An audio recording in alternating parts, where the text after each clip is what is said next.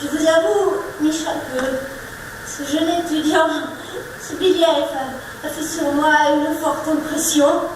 Pluie de stars dans les Yvelines, les planches du département attirent toujours de grands noms de la culture.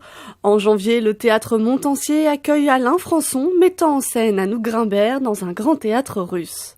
Les planches théâtrales ont été foulées tout au long de l'année par François Morel, Fanny Ardant, Joe Star ou encore Patrick Timsit, dans une adaptation d'un roman d'Albert Cohen au théâtre de Saint-Quentin en Yvelines.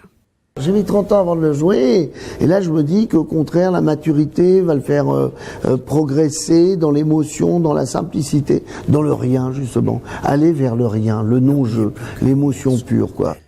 2018, année anniversaire pour le CMBV, le Centre de musique baroque de Versailles œuvre depuis 30 ans à la valorisation du patrimoine musical des XVIIe et XVIIIe siècles. Il a fêté ses 3 décennies au sein même du ministère de la Culture. Il y a 20 ans, et il y a même encore 10 ans, nous ne travaillions pas du tout de la même manière, et c'est surtout cette évolution qui est notable. D'une part, la mondialisation, c'est-à-dire que le Centre de musique baroque de Versailles aujourd'hui est vraiment le centre international de musique baroque de Versailles. Et puis la deuxième chose, c'est bien sûr les nouvelles technologies, le numérique, qui permettent de fonctionner de manière totalement différente. En mon pays, à Toulouse, à Toulouse. De la musique populaire, de la variété française, de Didier Gustin à Christophe Willem en passant par Mademoiselle K, des concerts pour toutes et tous. La culture est aussi une histoire de renouveau. Le château de Rambouillet a vu rouvrir les appartements de l'empereur, le château de Versailles, le hameau de la Reine, après 3 ans de travaux.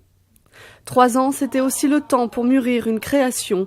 Pris en compte, pensé par l'association Vivre Debout, le Théâtre du Sable et la compagnie Black Blamber, est présenté pour la première fois à Maurepas. Moi, je suis du pays du carnaval.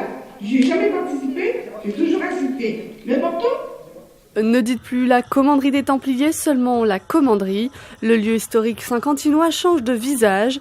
Une nouvelle politique culturelle pour une nouvelle vie.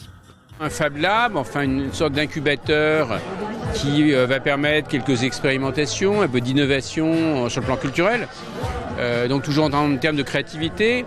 En plus, on va mettre quelques thèmes un peu plus sur l'activité ou sur la discipline scientifique et technique, les nouvelles technologies. Une deuxième vie avec des nouvelles attentes de nos jeunes aussi.